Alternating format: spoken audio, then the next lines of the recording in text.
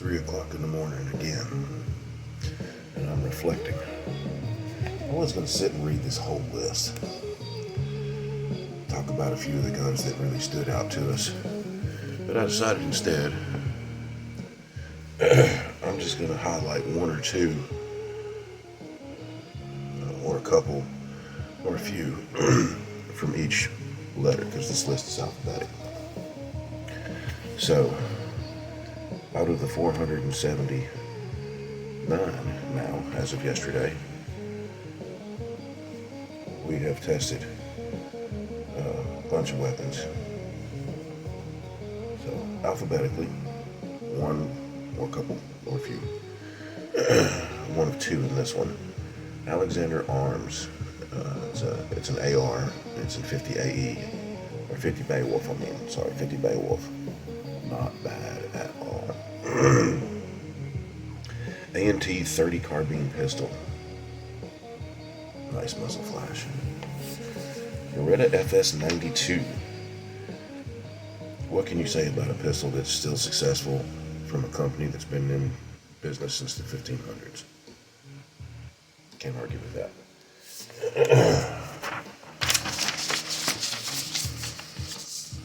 Beretta Gardone 6.5 Carcano. This one that we shot is a version of the model that was supposedly used to assassinate U.S. President Kennedy. Big Kahuna Firearms Raptor 50. 50 B&G. What else do you need to say? There's only one for C, Canik TP9 Elite. We didn't do a whole lot of C's. There's only one for D, Desert Eagle 50 AE. One for E, Emperor Arms Cobra 12. That one, I honestly kind of missed that one. For F, we're going with the FEG SMC 918 9mm Makarov. Yeah, that was pretty cool. For G, we're going with the GSG Firefly 22 LR. And I know we got a lot of Glocks on here, and a lot of people are saying, well, why didn't you choose a Glock? Well, because Glocks are nice, but this one stood out for some reason for me.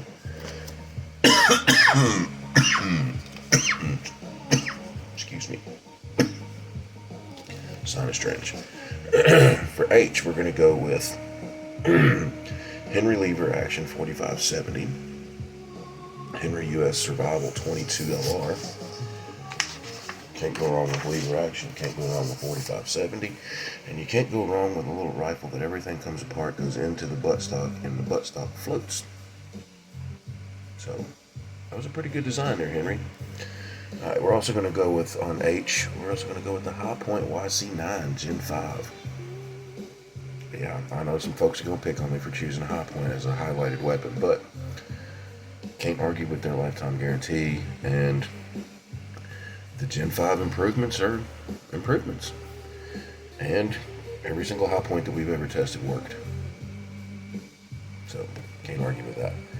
For I, we're going to use two. We're going to go with the IWI Jericho 9mm and the Ivor Johnson 1911 Hawk 9mm. That Jericho chewed up everything we ran through it.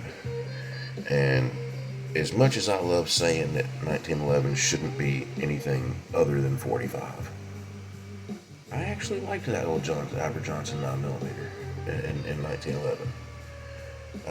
For J, there was only one, Jimenez.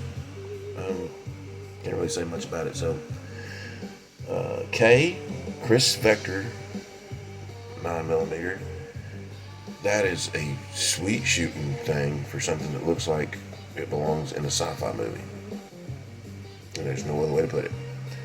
We're also going to go with the Kel-Tec Sub 2000 9mm folding carbine.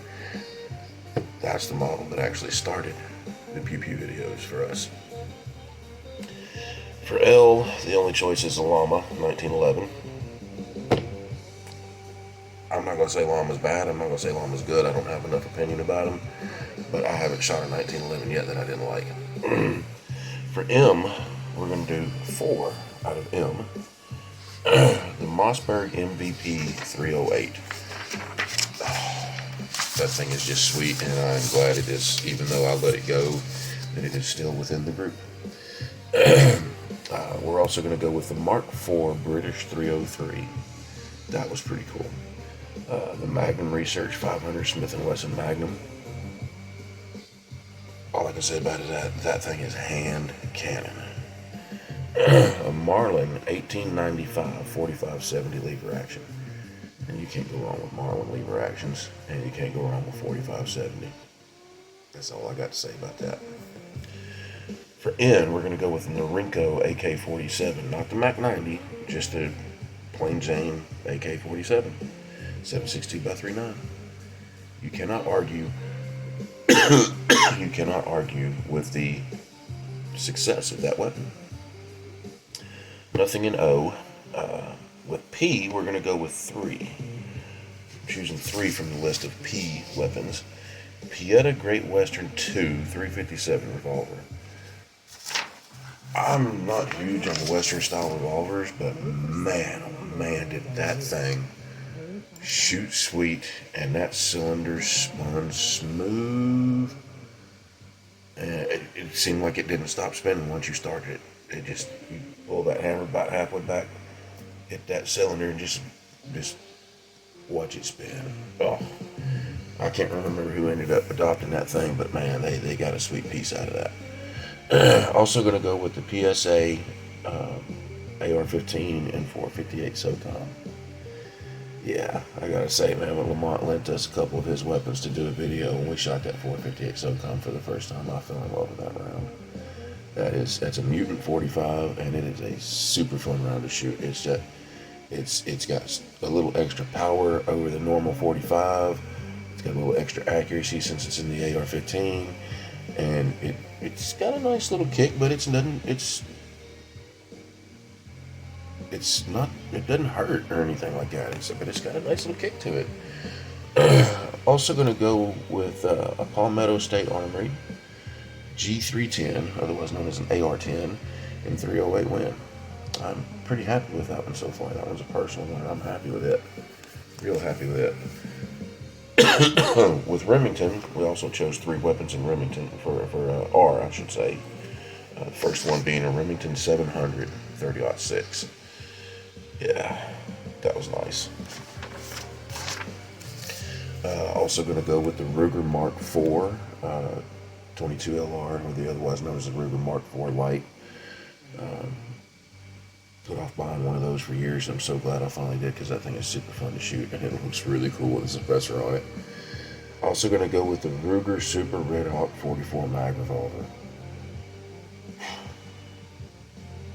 Dirty Harry, be proud.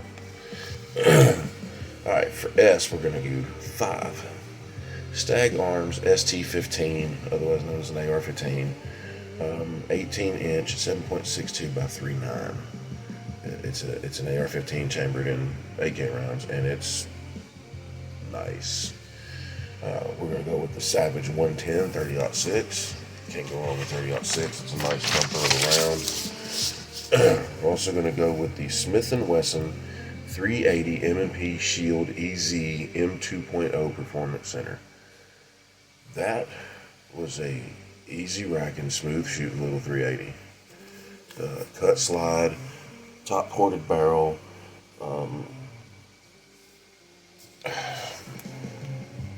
nice, easily viewable sights.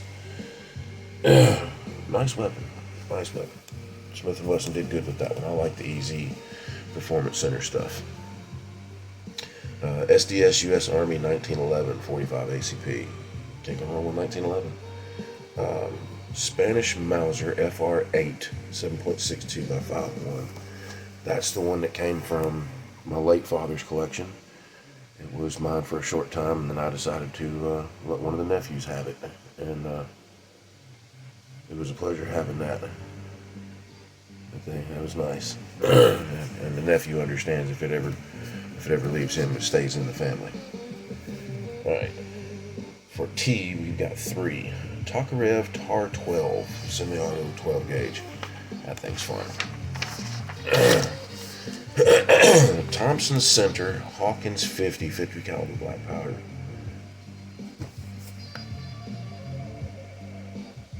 Hawkins 50. Hawkins 50. Okay, the last one for T is Tennessee Arms TA-15 22LR translucent lower. Yep, Tennessee Arms. I want to say they're in the Knoxville area. They produce a translucent, clear, see-through AR-15, AR-10 lower, and you can see the trigger mechanism and everything through it. It's pretty sweet. It's pretty sweet. Nothing for U and V. Nothing for X or Y. For W, we're going to go with the Walther PPQ 22LR. James Bond gun. How can you not go with a Walther? And one that we tested just yesterday, the Winchester Model 1897 12-gauge takedown. That thing, actually, I gotta say, that thing was actually pretty cool. It was pretty fun.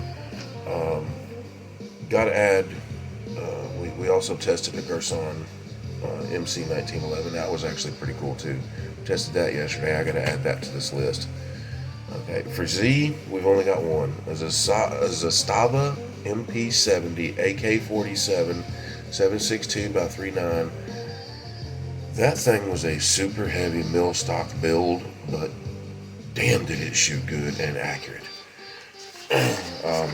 So out of all of the 260 plus different brand and models that we tested, multiple versions of several, ending up with 479 to date, as of this morning. 479 different weapons tested in the last 3 years.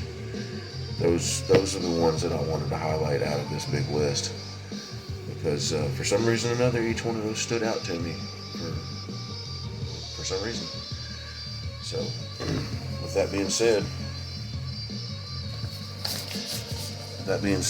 it has been one hell of a journey for the last 3 years, shooting with Roger, Gary, and Brian, and a few of the others, and looking forward to a whole lot more. So, see you on the range. Pew pew.